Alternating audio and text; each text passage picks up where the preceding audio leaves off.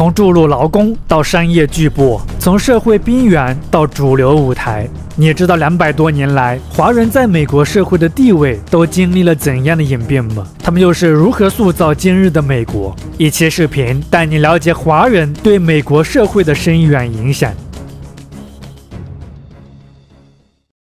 作为美国的少数群体之一，占美国总人口不足2%的华裔，尽管人数有限，但却在经济、科技、文化、政治等多个领域为美国社会贡献了不可忽视的力量。比如在经济与科技创新方面，由黄仁勋创立并主导的英伟达，作为全球领先的图形处理单元制造商和人工智能技术的先锋，不仅推动了美国科技产业的飞速发展，还让美国在全球科技竞争中牢牢占据主导地位。华裔科学家李政道、吴敬雄、钱永健等人凭借卓越的研究成果，不仅推动了物理、化学和生物医学等领域的突破，也通过学术培养和教育资源建设，促进了美国科研体系的发展，提升了其在全球科技界的影响力。在政治领域，前美国能源部长朱棣文推动了清洁能源与科技政策改革，而前美国运输部长赵小兰则在交通基础设施和劳工政策方面发挥了重要作用。在文化领域，家喻户晓的巨星李小龙通过武术文化的传播和创新，使中国武术在美国流行文化中占据了一席之地，并深刻改变了美国乃至全球对东方文化的认知。除此之外，如今美国街头随处可见的中餐厅，以及被加州、纽约州等州定为法定节假日的春节等文化现象，已鲜明地体现了华人在美国社会中的重要地位，以及华人群体对美国社会独特且持久的价值。然而，回顾200多年来华人在美国的历程，这一路却并非一帆风顺。从早期移民的辛劳开拓，甚至是今日的华人群体在美国社会依旧面临着的各种隐性挑战，华人在美国的这段历史是一部饱含艰辛的奋斗史。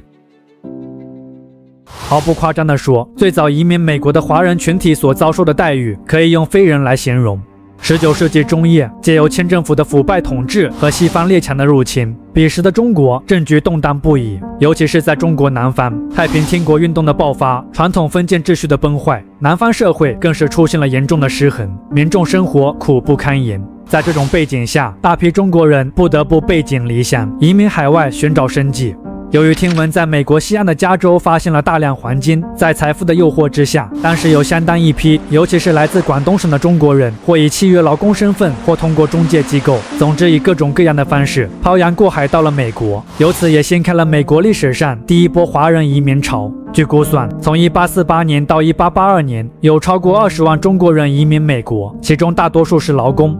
以勤奋著称的中国人初到美国时非常受欢迎，甚至连当时美国官方都宣称中国人是最有价值的新增移民群体之一。而为进一步吸引中国劳动力，以应对西部开发的劳工短缺，1868年，美国还与清政府签署了普安城条约，给予中国最惠国待遇，并开放了中国移民的大门。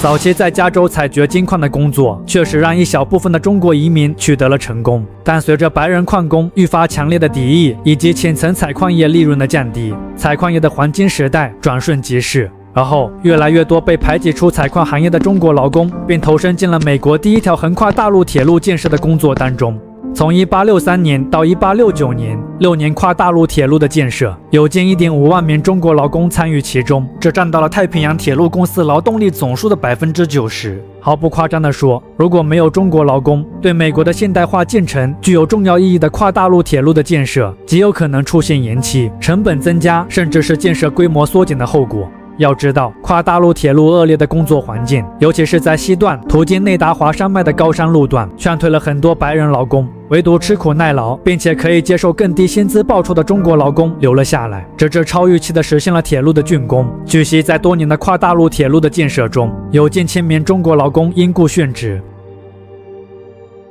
在跨大陆铁路建设的工作结束以后，成千上万的中国人也随之失业了。而后，借由美国19世纪后半叶以工业化为驱动的城市化热潮，具有灵活的适应能力的华人，并随之涌入进了城市当中，为美国财富突飞猛进的镀金时代增添了一抹独特的色彩。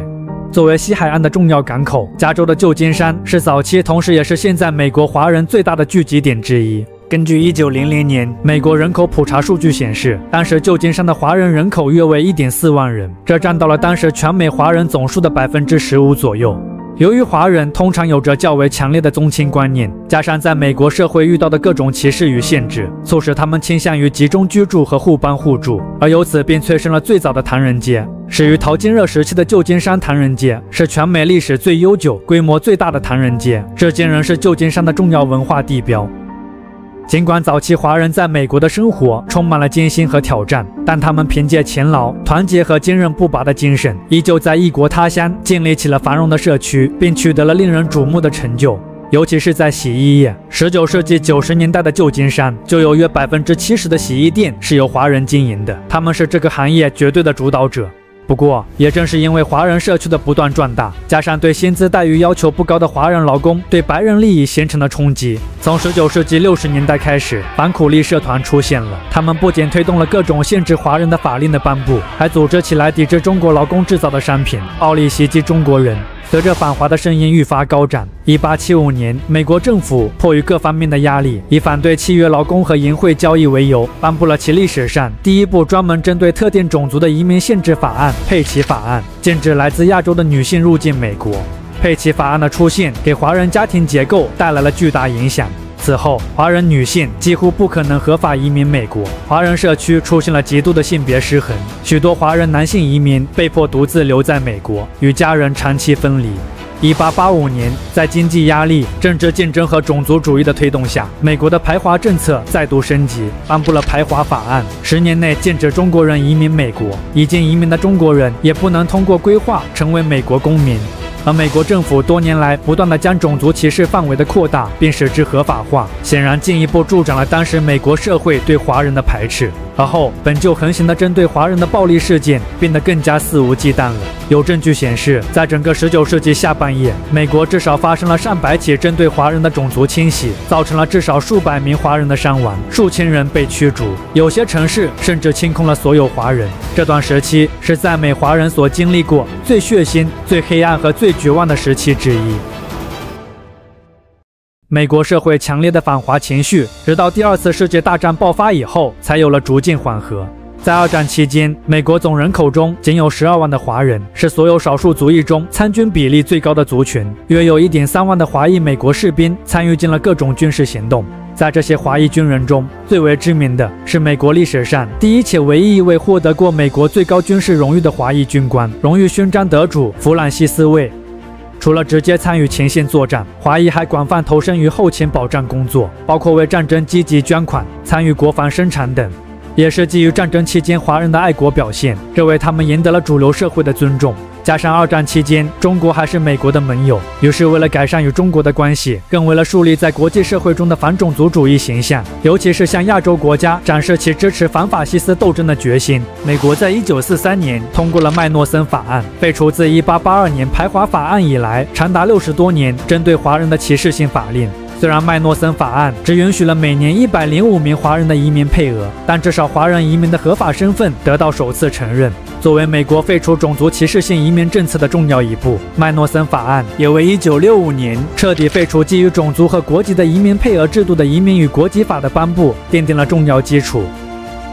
得益于进入20世纪60年代以后一系列历史事件带来的影响，包括上述提到的移民与国籍法的颁布，以及由非裔美国人所主导的民权运动，华裔群体开始从美国社会的一个边缘化角色逐步走向主流社会，并在教育、科研、文化等领域崭露头角，成为了美国社会一股不可忽视的中坚力量。这包括开头提到的李政道、吴敬雄等作为华裔科学家和技术领军人物的崛起，李小龙的风靡全球等等。而在进入21世纪以后，华裔的影响力又进一步扩大了。比如在美国科技与商业中占据着主导地位的黄仁勋、苏姿芬，在美国政坛具有广泛影响力的赵小兰等华裔政治家的出现，用艺术去推动社会进步和文化融合的马友友，这些华裔在各个领域的闪耀，显然都是华裔在美国全面崛起的重要信号。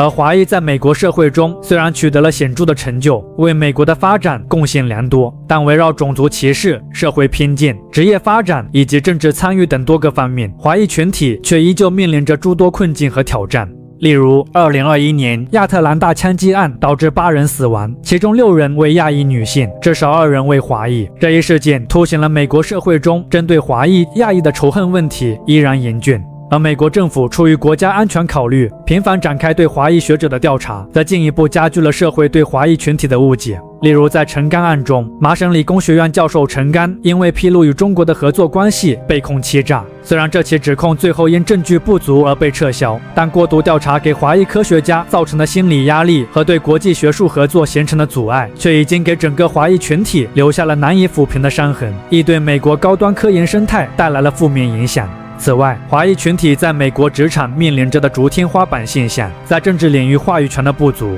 这等等一系列社会现象，都反映了华裔群体在争取平等和融入美国主流社会过程中所面临的重重挑战。美国政府虽以自由、民主、平等和人权的普世价值观自居，但在改善华裔社会处境方面，显然还有诸多不足。美国宪法开篇强调，确立正义与促进公共福祉是国家的立国之本。而面对华裔乃至其他遭受不公对待的群体，美国社会，尤其是那些施加仇视与偏见的人，或许真的应该回过头去认真审视一下自己的历史。毕竟，一个国家能否走得稳健长远，不仅取决于经济、军事和科技实力，更在于它是否具备对历史的自觉和反思能力。